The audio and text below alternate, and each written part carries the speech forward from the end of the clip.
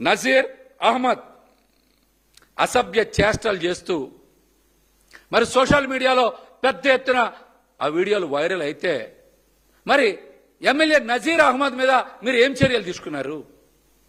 ఆ వ్యవహారం బయట పెట్టారనేటువంటి అపోహతో ఒక మహిళని ఇష్టానుసారం వేధింపులకు గురి చేస్తే ఆ మహిళ కూడా ఆత్మహత్య ప్రయత్నం చేస్తే పాల్పడితే మరి ఎక్కడైనా సరే ఆ మహిళకి మీరు రక్షణగా ఉన్నారా? చెప్పండి, మహిళకి ఎక్కడైనా రక్షణగా ఉన్నారా?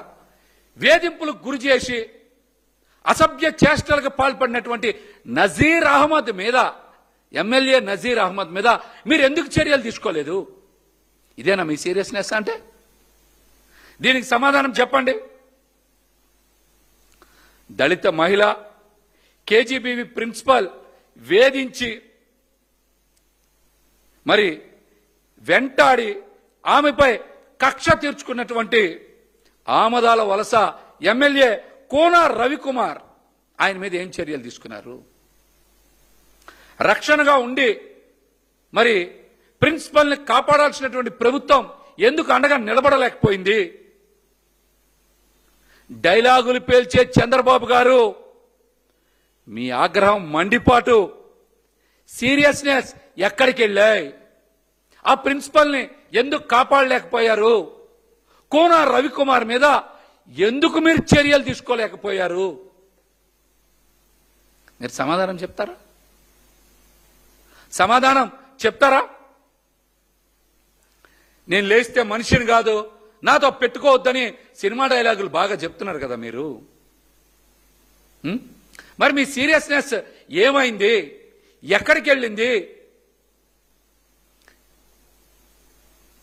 ఎక్కడికి వెళ్ళింది?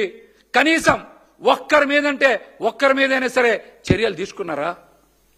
ఒక కేసు పెట్టారా?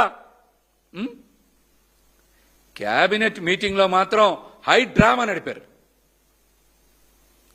ఎమ్మెల్యేలు చేస్తున్న చేష్టలకి చంద్రబాబు గారు సీరియస్ అని ఒక స్క్రోలింగ్స్ నడిపి చేతులు దులిపేసుకున్నారు. చేతులు దులిపేసుకున్నారు. మరి సభ్య సమాజం తలదించుకునేలా తెలుగుదేశం పార్టీ ఎమ్మెల్యే నారా లోకేష్ గారికి అత్యంత సన్నిహితుడైనటువంటి దగ్గుబాటి ప్రసాద్ జూనియర్ ఎన్టీఆర్ గారిని, వారి తల్లిని ఇష్టానుసారం దుర్భాషలు ఆడితే ఆయన మీద చర్యలు ఎందుకు తీసుకోవాలా? జూనియర్ ఎన్టీఆర్ గారిని బండబూతులు తిట్టిన తరువాత దగ్గుబాటి ప్రసాద్ చంద్రబాబు నాయుడు గారిని 2 సార్లు కలిశారు. మరి ఆయన మీద మీరు ఏం సీరియస్ అయ్యారు? ఏం కేసు పెట్టారు? చట్టపరంగా ఏం చర్యలు తీసుకున్నారు? బిల్డప్ బ్రేకింగ్లు మాత్రం బాగా వేసుకున్నారు మీరు. చంద్రబాబు గారు సీరియస్, చంద్రబాబు గారు ఆగ్రహం అని బిల్డప్ బ్రేకింగ్లు మాత్రం బాగా వేసుకున్నారు. కానీ చంద్రబాబు గారు కనీస చర్యలు మీరు ఏం తీసుకోలేదు కదా. కనీస చర్యలు మీరు ఏం తీసుకోలేదు కదా. పబ్లిక్గా మీ ఎమ్మెల్యేలు, మీ మంత్రులు, మీ నాయకులు ఇష్టానుసారం బూతు పనులు చేస్తుంటే మీరేమో ఒక పక్కన ప్రోత్సహిస్తారు, క్యాబినెట్లో మాత్రం నీతులు చెప్తారా? చెప్పండి. ఏ ఎమ్మెల్యే మీద చర్యలు తీసుకోకపోతే వాళ్ళని మీరు ప్రోత్సహించినట్టే కదా. కానీ క్యాబినెట్లో మాత్రం నీతులు చెప్తున్న చంద్రబాబు గారు. చెప్పండి, చంద్రబాబు గారు సీరియస్లు, చంద్రబాబు గారు వార్నింగ్లు ఇవన్నీ ఉత్తివే.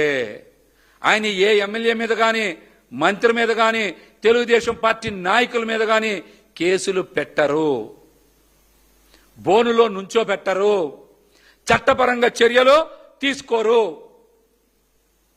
రెడ్ బుక్ రాజ్యాంగం, పొలిటికల్ గవర్నెన్స్ పేరిట రాష్ట్రంలో జరుగుతున్నటువంటి అరాచకాలకి, దాడులకి చంద్రబాబు గారే రాజగురువు.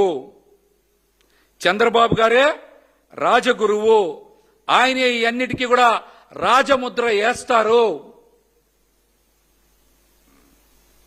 ఆయన సీరియస్ అని ఎల్లో మీడియా ప్రచారం చేసేది ఉత్తి బూటకం మాత్రమే, ఉత్తి బూటకం మాత్రమే.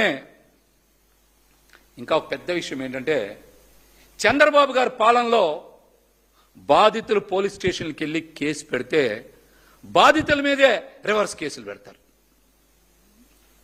వాళ్ళ మీద అక్రమ కేసులు పెడతారు, వాళ్ళని వేధిస్తారు, నోరు విప్పితే దాడి చేస్తారు, దౌర్జన్యాలు చేస్తారు, ఇంకా మాట్లాడితే కేసులు పెట్టి జైల్లో వేస్తా ఉన్నారు. చెప్పండి, ఇది ఎంతవరకు న్యాయం చంద్రబాబు నాయుడు గారు? చెప్పండి. చంద్రబాబు గారి పాలనలో ఈ రౌడీలు, గోండాలు, సంఘ విద్రోహ శక్తులు రాష్ట్రంలో చెలరేగిపోతున్నారు. గోండాలు వెచ్చలవిడిగా తిరుగుతున్నారు, దళారులు, అవినీతి పరులు ఇష్టానుసారం భూములు దోచుకుంటున్నారు. చంద్రబాబు గారి పాలనలో ఇవన్నీ జరుగుతున్నాయి. ప్రజలు ఎన్నిటి మీద గగ్గోలు పెడుతున్నారు, మమ్మల్ని ఎవరు పట్టించుకునే నాదులు లేడని. ప్రశ్నిద్దాం అనుకుంటే, మరి బాధితులకు అండగా నిలబడదాం అనుకుంటే వాళ్ళ మీద తిరిగి కేసులు పెట్టి జైలు వేస్తున్న చంద్రబాబు నాయుడు గారి నిజస్వరూపం ప్రజలకు అర్థమైపోయింది. చంద్రబాబు గారికి తెలిసిందల్లా ఒక్కటే, వైఎస్ఆర్సీపీ నాయకుల మీద అక్రమంగా కేసులు పెట్టడం, జైలులో వేయించడం, పైశాచిక ఆనందం పొందడం. అంతకన్నా మీరేం చేస్తున్నారా? ప్రజలు అన్నిటినీ చూస్తూ ఊరుకుంటారని మాత్రం మీరు అనుకుంటే అది పొరపాటే. ఎవరి పాలన పారదర్శకంగా ఉందో, ఎవరి పాలన ఈరోజు అత్యంత దుర్మార్గంగా, కిరాతకంగా ఉందో ప్రజలు అర్థం చేసుకుంటా ఉన్నారు. ప్రజలకు చాలా వేగంగా అర్థమైంది. మరో పక్కన పవన్ కళ్యాణ్ గారు కూడా మరి అటవీ శాఖ అధికారుల మీద దాడి చేస్తే ఒక ట్విట్టర్తో ఆయన కూడా మమ అనిపించారు. చర్యలు తీసుకోవాలని కానీ, అధికారులకు అండగా ఉంటామని కానీ, చర్యలు తీసుకోకపోతే నేను బలంగా ప్రశ్నిస్తానని కానీ ఆయన ఎక్కడా మాట్లాడలా. ఆయన ఎవరైనా నమ్ముకుంటే నట్టేట మునిగిపోతారని చెప్పడానికి ఇదొక సాక్ష్యం. ఎందుకు ఈ మాట చెప్తా ఉన్నానంటే, విశాఖపట్నం స్టీల్ ప్లాంట్ అయినా, సుగాలి ప్రీతి కేసు అయినా ఆయన గతంలో ఏం మాట్లాడారో, ఇప్పుడు ఏం జరుగుతుందో మనందరికీ తెలుసు. ఆయన మాట మీద నిలబడేటువంటి మనిషి కాదు. ఆయన జనసేన పార్టీ కోసమో, ఈ రాష్ట్ర ప్రజల కోసమో పనిచేసేటువంటి వ్యక్తి పవన్ కళ్యాణ్ గారు కాదు. ఆయన వ్యక్తిగత స్వార్థ ప్రయోజనాల కోసమో, లేకపోతే చంద్రబాబు నాయుడు గారి కోసం మాత్రమే పనిచేసేటువంటి మనిషి పవన్ కళ్యాణ్ గారు. స్టీల్ ప్లాంట్ ప్రైవేటీకరణ మీద ఆయన మాట్లాడారా? సుగాలి ప్రీతి కేసు మీద ఏమైనా మాట్లాడారా? నిన్న అటవీ శాఖ అధికారుల మీద దాడి చేస్తే ఆయన ఏమైనా బయటకు వచ్చి మాట్లాడారా? అంటే ఆయనకి వ్యక్తిగత ప్రయోజనాలే ముఖ్యం, ప్రజలు కానీ పార్టీ కానీ ముఖ్యం కాదని చెప్పడానికే ఈ మాట చెప్తా ఉన్నాం. ఆయన్ని నమ్ముకుంటే ఎవరైనా సరే నట్టేట మునిగిపోతారని చెప్పడానికి నిన్నటి సంఘటన కూడా ఒక ఉదాహరణని చెప్తా. చంద్రబాబు నాయుడు గారి పాలన రాక్షస పాలన, ఆయనది బండరాయి పాలన. అరాచకాల్ని, అన్యాయాల్ని, దౌర్జన్యాలు చేస్తే ప్రజలు చూస్తూ ఊరుకోరని హెచ్చరిస్తా ఉన్నాం. అతి తొందరలోనే మీకు ప్రజలు బుద్ధి చెప్తారని కూడా తెలియజేస్తా ఉన్నాం.